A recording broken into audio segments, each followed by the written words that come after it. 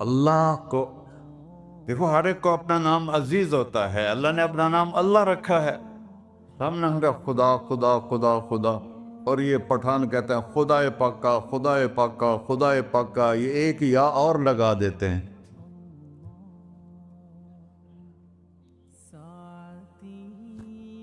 اللہ اس کائنات کا شہنشاہ ہے، اور اس نے ہمیں موت دینی ہے، پھر اس نے ہمیں اٹھانا ہے، اس نے ہمیں اٹھانا ہے، ہم نے نکلنا ہے۔ منہا خلقناکم، اس مٹی سے بنایا، وفیہا نعیدکم، اسی میں ڈال دوں گا۔ میں نے اپنے جوان بیٹے کو ہاتھوں سے مٹی میں ڈالا۔ ومنہا نخرجکم تارۃ اخری، پھر دوبارہ تمہیں اس سے زندہ کروں گا۔ دوبارہ یقولون اَإِنَّا لَمَرْدُودُونَ فِي الْحَافِرَةِ أَإِذَا كُنَّا عِظَامًا نَخِرَةً قَالُوا تِلْكَ إِذًا كَرَّةٌ خَاسِرَةٌ فَإِنَّمَا هِيَ زَجْرَةٌ وَاحِدَةٌ فَإِذَا هُمْ بِالسَّاهِرَةِ۔ سبحان اللہ، قرآن پڑھا کرو۔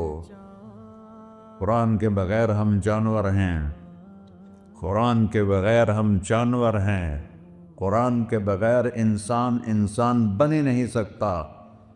پڑھا کرو۔ چند چیزیں ہیں جو علماء سے متعلق ہیں، باقی تو سب اللہ کی توحید ہے، میرے نبی کی تعریف ہے۔ کبھی جنت دکھاتا ہے، کبھی جہنم دکھاتا ہے، کبھی عبادت دکھاتا ہے، کبھی اخلاق دکھاتا ہے، کبھی محبت دکھاتا ہے، کبھی جہاد دکھاتا ہے، کبھی سخاوت دکھاتا ہے۔ قرآن تو ایک رنگین خوبصورت دسترخوان ہے جس پر ہر قسم کے کھانے چنے ہوئے ہیں۔ اللہ نے 2 دسترخوان اتارے ہیں زمین پر، ایک روٹی پانی کا دسترخوان ہے جس سے پیٹ بھرتا ہے، ایک قرآن کا دسترخوان ہے جس سے روح بھرتی ہے، جس سے دل بھرتا ہے، جس سے اندر بھرتا ہے۔ لو